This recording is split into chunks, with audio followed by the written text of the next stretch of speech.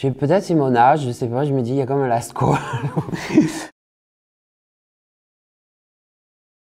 Je voulais commencer à travailler sur la notion de réalité.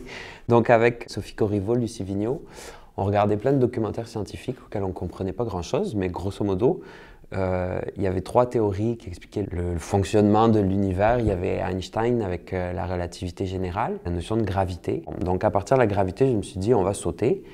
Il y avait la physique quantique où c'est au niveau moléculaire, au niveau subatomique. Et il y avait toute la notion de hasard aussi qui fait qu'il y a des règles, mais en même temps, il y a toujours des espèces d'accidents qui font que la matière s'organise différemment à un moment donné. Et il y avait la théorie des cordes, qui est une théorie qui essaie de réconcilier ces deux théories-là, qui ne se parlent pas très bien d'ailleurs. Tout mettait l'hypothèse qu'il y avait 11 dimensions au niveau de la matière.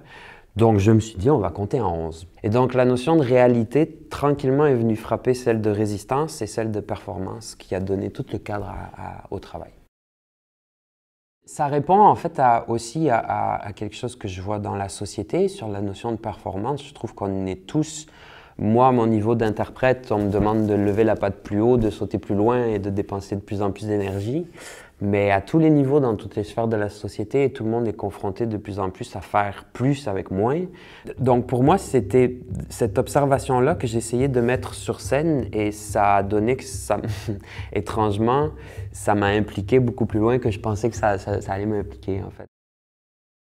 C'est différent en fait si je suis dans une série show ou si j'ai pas dansé la pièce depuis un moment, mais c'est vrai que ces 50 minutes est un peu extrême au niveau physique et ça me prend 2 semaines avant une première, mettons, d'entraînement solide, mais ça c'est 2 semaines si j'ai continué à entraîner mon corps de façon régulière avec du yoga ou du jogging.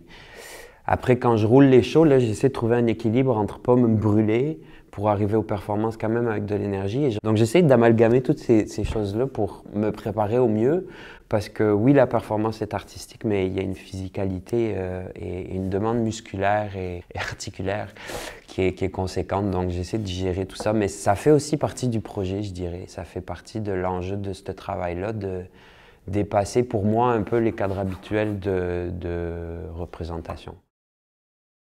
Ce que j'ai surtout travaillé, en fait, c'est la physicalité, oui, mais le mental, parce que, étrangement, le mental lâche bien avant le physique dans des épreuves. Et ça m'a amené à rencontrer un peu des techniques de méditation, mais aussi à travailler selon l'attention. Qu'est-ce que physiquement je suis en train de vivre? Comment je peux développer une attention et une écoute de comment mon corps réagit? Donc, j'essaie de travailler sur cette technique-là et d'être transparent pour passer ça, cette expérience physique-là, plus que de montrer un mouvement ou de me complaire dans la sueur. J'essaie juste d'être honnête avec c'est quoi l'expérience physique que je vis, aussi simple ou extrême qu'elle soit, et que le spectacle, ça soit ça. Un corps en santé!